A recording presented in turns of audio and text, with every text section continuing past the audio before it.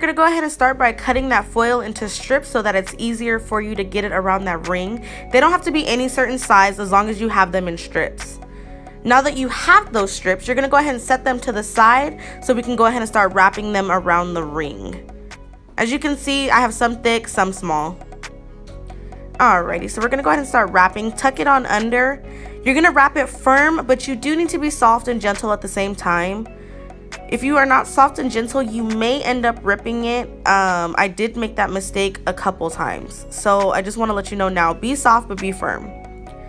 So as you can see, I'm wrapping it around, and when I'm done wrapping, I'm going to press it firmly just to make sure that it's sticking together. You don't want your foil flaking off.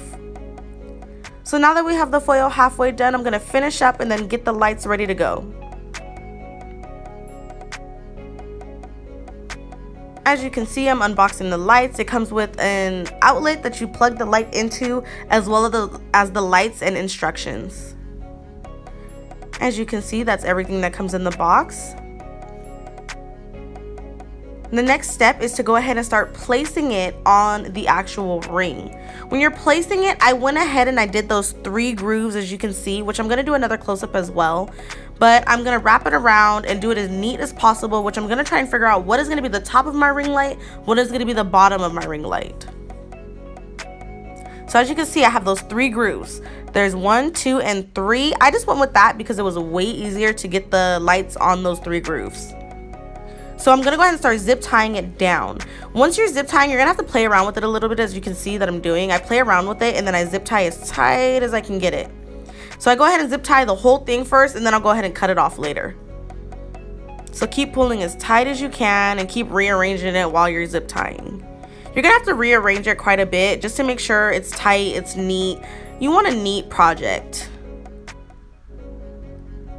So as you can see, I have all those zip ties. I'm going to cut them off. You can go ahead and file them down with a nail file if you want. I'll probably do that later on, but either way you can't see it once the light is on. So now I have the paper towel holder, and I'm just feeding those lights through the back because I'm going to go ahead and zip tie that paper towel holder onto the actual light.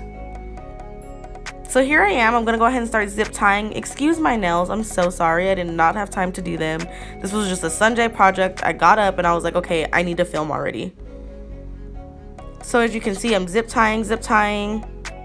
I probably used about 8 zip ties just to make sure that it was sturdy. I did not want it to fall over on me. I think that was my biggest fear, is that I'm doing my makeup, I'm going to be doing my eyebrows, and it just falls on my face. So I did the back portion so that you guys can see exactly how I'm zip tying it. And you're going to go as tight as you can and use as many as you want. If you want to use 10, you can use 10. If you want to use 5 and you think that's sturdy, use 5. But I used quite a few. So as you can see, what I did was like a zigzag motion. I did 1 to the left, 1 to the right, 1 to the left, 1 to the right. So there's all these zip ties. Maybe I used more than 8, huh? There's all the zip ties. And then what I did is I just plugged it in with that outlet, and there you go. You have your DIY ring light for only $25.